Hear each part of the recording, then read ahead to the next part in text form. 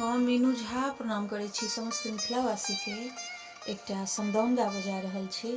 कोशिश करै छी सब गोटे के नीक लागे तऽ लाइक शेयर जरूर करब। धन्यवाद। जय मिथिला, जय मैथिली। सुतल छलियै बाबा के अटरिया,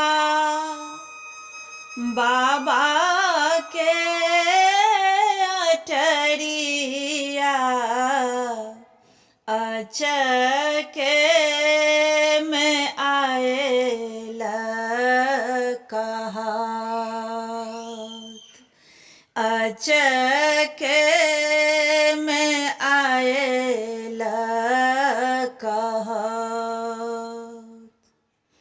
उठू उठू सखी सब गाऊ समदाउन, गाऊ समदाउन।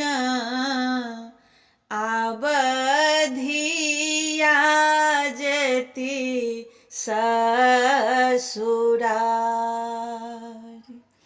आब धिया जेती ससुरार।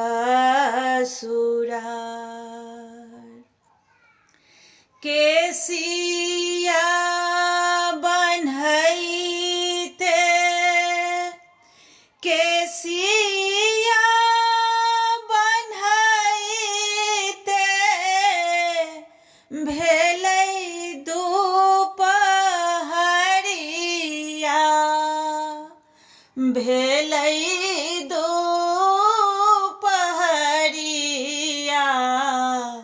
सिन्दूर करैते भेल साँझ, सिन्दूर करैते भेल साँझ। अम्मा जी सँ कनी हम मिलियो ने लेलियै, मिलियो ने लेलियै। डोलिया में लागल ओहार, डोलिया में लागल ओहार। लाली लाली डोलिया सबुजे रंग ओहरिया, सबुजे रंग ओहरिया। लागी गेलै बत्ती सो कहार, लागी गेलै बत्ती सो कहार। मिली लिया जुली लिया अम्मा है मदोदरी, अम्मा है मदोदरी। मिली लिया कुल परिवार, मिली लिया कुल परिवार।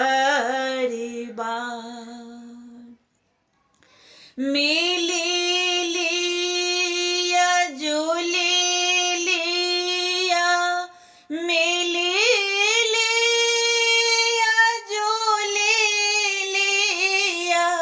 सखी है सहेलिया, सखी है सहेलिया। छूटी जा